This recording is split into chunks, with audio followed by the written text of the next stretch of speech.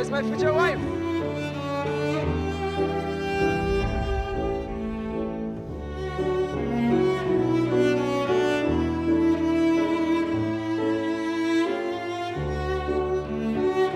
And for a brief moment, even if not for long, everything was timeless and peaceful.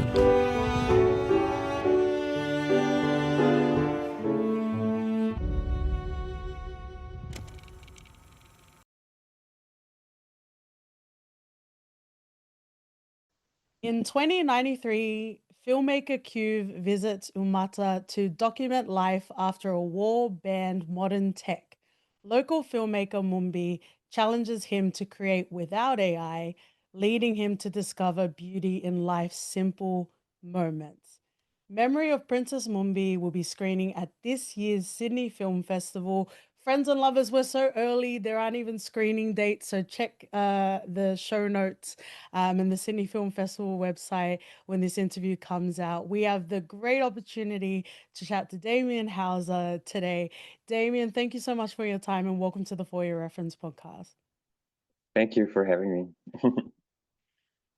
AI is obviously, we're definitely going to get into that and chat about it. But before we even get to that, um, you know, films are a great way to, be a window into people's lives and for audiences to experience other lives. And there's a very nice, like, memory title near the end of the film in memory of your brother, Charles Philip Hauser. And I guess whether or not I imagine so, but for this film, Memory of Princess Mumbi, what was it like being able to channel and express yourself, even grief, through this film? Well, it was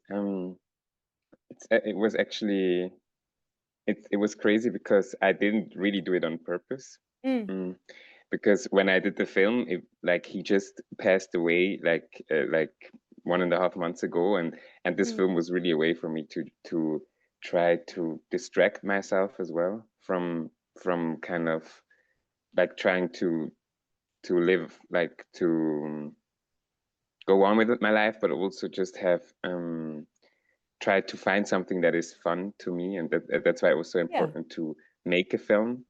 Um, because that I think I make films since I was 7 years old, and that has always been like a part of me. And so therefore, when I did the film, it was really, really, really spontaneous, and I think it was only really throughout the process how much I realized, like how much this film is, and also the story and everything is really connected to also my brother, Mm-hmm. and so it was really something that happened very organically, but not really um like that me expressing kind Mm-hmm. of like that just happened through um like not on purpose kind of. Yeah, like you were exploring, it was like an escape, it was like a play, and then Mhm. somehow might be connected, not connected. And I guess it's all a part of the creative process, right? Yeah, yeah. Speaking of the creative process, there's a lot of visual texture in regards to the film. So there's retrofuturism, Afrofuturism, and a lot of like visual, like interesting sort of spectacles as well. What was it about these sort of visual textural layers that made you want to incorporate them? Like, is it kind of collaging where you don't know where you're done and you just keep putting stuff on and figuring out like how it works? Yeah, actually, collaging is a very good way to describe it. Also, that the whole way I worked, because this film was so, I think I only recently said that like to me this film feels like a film which is made in the brainstorming phase because it's Mm, all over the place, kind of, and it was my first project where I never had like where I never, since there wasn't really a script, I never had like time to work on the story or anything, and it was just all over the place. And I think visually it's the same. It was really um it was before I decided to make this film, I was already like exploring, kind of mhm. like prompting kind of worlds that I would like to maybe also live in. And I rem then I yeah. That's okay. I think it was for one of your other films. I was like researching and watching your other interviews, and you talked about Ghibli, like Yeah. Miyazaki, because my partner's Kenyan, OT, and we have this podcast together. And when we were watching this, I was like, I feel like that's a Howl's Moving Castle. Like I feel like, 100%. right? Thank 100%. you. You Yeah, you yeah, could have yeah. said no, No, but thank you. I will make no, sure no, to no, tell him. no. No, that's 100%. And actually, like, I was really going for also because those Ghibli films were always like such a huge inspiration to me.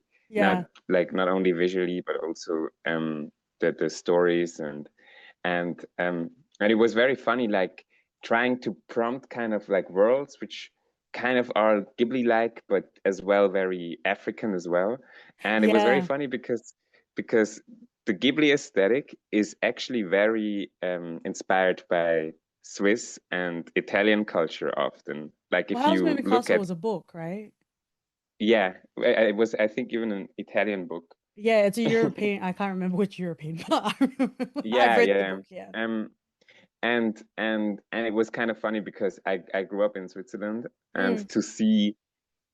to like not realizing that this culture was constantly actually in front of me. Yeah, and it's um so cool to see the way the world connects, right? exactly. Yeah, Which I think is yeah. quite interesting because even with Ghibli films, like there's like usually like a theme of environmentalism in there, but there's usually some sort of Mhm. commentary, and this is not necessarily in your face, but it drives the story, or Yeah. the tapestry of this film of like a war and addiction to technology. And we Mhm. talked about, you talked about like the layering and the collaging and the brainstorming in creating this film. What was it like balancing, I guess, wanting to say something, which is the commentary, to that free flowing? In other interviews, you talked about how there was like free flowing improvisation as well versus narrative. So those are three big things, like commentary, Mhm. improvisation, and also like having a narrative throughout. What was it like balancing that in the film? So the nice thing is, I always knew like a little bit what the film is about. Mm, Like what I tried to do with this film is a film that even if AI is at some point like at a very crazy state where it can make films, like mm, I still wanted to do a film that AI could never do, and which is a film that like if AI would be in a state where it could create full length film, it would always create like it would always be based on films that exist, and films that exist are yeah. always based on conflict. And so I tried to make a film that doesn't focus on conflict in life, but focuses on those little beautiful moments in life. And that was always kind of the heart of the film for me. Mm-hmm. And and therefore when it came to improvisation, we improvised so much, and I was just searching for those moments that I could never write down, that I Mm, myself as a director could never stage. And I ended up doing kind of like a collage of those moments. And so the commentary was always actually very, I always knew exactly what the commentary would be. mm-hmm. And and now I forgot what else That's what okay. what You the other you question. you Yeah. absolutely answered it. Obviously, I don't want to spoil anything in regards to the film, but there is a very tangible, I guess, like complication in regards to like Mumbi's storyline about her involvement in the film. And again, I don't want to spoil anything, but I was like, oh, see, I can't even express it because it's just like you need to Yeah. experience like the film. But it was really interesting, and I really enjoyed like the sentiments, like the dialogue through the film. There was a moment of saying films aren't life; they are an interpretation of life, and you center it as much as you can around the theme. Is that something that you felt in the process, in the editing process, or is that just like a nice thing, like a nice poetic thing to say? How did that sort of like those really nice little nuggets throughout that I don't know if AI said it or if you said it, like how was it being able to put those nice lines of dialogue in the film? Well, I mean, I can't really take credits for it, Hmm. but it's also not AI generated or anything. It's really the actors that improvised most of those lines. and I think actually that specific line with film, film isn't life but an interpretation of it, that's actually something I wrote. Nice. I'm glad I um, picked the right one then. yeah. um, and there it was really because it's and that specific sentence is really it's when you it's just it comes from, I guess, when you want to, like, if you tried to a film about a real life person, you can never stay true to this life, because a whole life is a whole life with 1,000 themes in that life, Yeah. and a film to be, for a person to understand the film, you really have to to choose one thread of a life, and and um and I think, and in memory of Princess Mumbi, that was really the thread, was really the beautiful moments in life. Yeah, absolutely. And yeah, it's interesting, and it'll be interesting, seeing at a Sydney Film Festival, and all of the audiences as well. Was there anything on I guess because we talked about collaging, and obviously in editing there's like the cutting room floor.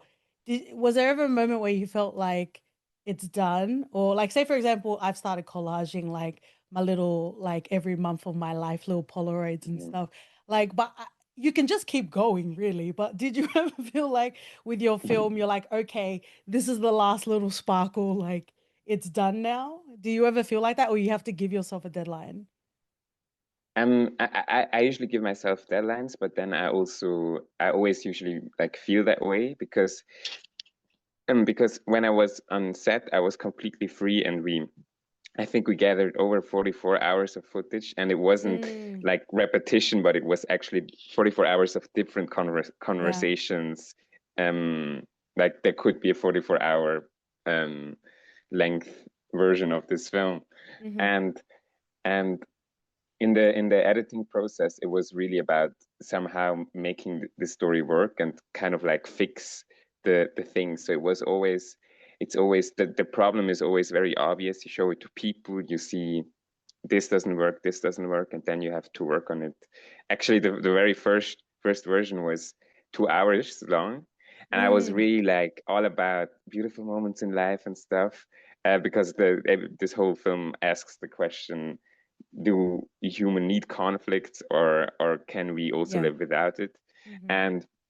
And it was so funny because when I showed it to people, the first thing they said was it was too boring. Oh. And I had to cut out, like, I think I eventually did cut out over 40 minutes of Uh-huh. this after this first version, and now I have like an 80 minutes version, and all the conflict remained. and Okay. and those little beautiful life moments, they kept on shrinking and shrinking, and now I feel like it's at a nice balance where it's like still, like, you still have those beautiful moments, but it's much more accessible. Hmm. But it was very funny, and it showed me kind of that that humans might actually, like, that this rule of like the three act structure, and how Yeah. to structure a film, that actually really applies to us humans. Those are the type of films we It's like want a to roller watch. coaster, right? Like we want to feel a thrill, but there are things we're used to expecting, I guess, in a Exactly. film. Yeah. Yeah. Yeah. I want to thank you so much for your time and wrap up with our final question. We finish off our reviews with a recommendation. So, what would you pair with Memory of Princess Mumbi as a double feature? Ooh, as a double feature, damn. I feel like you'll, no um pressure, but I feel like you'll have some very good recommendations based on the way you made this film. I'm sure you have very interesting film tastes or even influences. But no pressure. okay, yeah, You, actually, you can yeah, you can yeah, answer it actually, however you like. actually, there is one film that, like, there's one film called Sherman's March. Hmm. It's from the 80s, and I feel like, I think that would be actually a nice double feature. And Sherman's March, I think, is about, it's a real documentary, and it's about a guy who wants to shoot the film, and I Okay. think his family wants to, because he's like in his mid 30s or something, he like they want to pair him with, like they want to introduce him to maybe his potential Like get um married? future, yeah, like yes.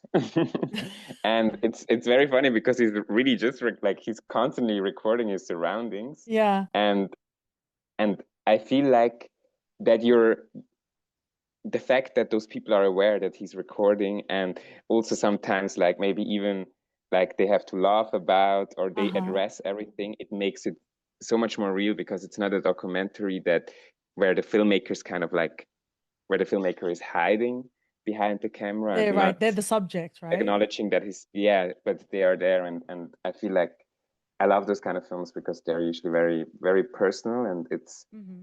to me, it's like the most objective you can get in a documentary, because you acknowledge that you as a filmmaker, that you that this whole thing is through your Like you've always got perspective. your thumb on the lens. Like even if you're not Mhm. physically there, you're still like your presence is still there. Yeah, yeah. Okay, I love that. Well, I could feel your presence in the film. It was great to have your presence today. Thank you. I want to thank Thank you you so very much much. for your time and congratulations again on its screening in Sydney Film Festival. Thank you so much.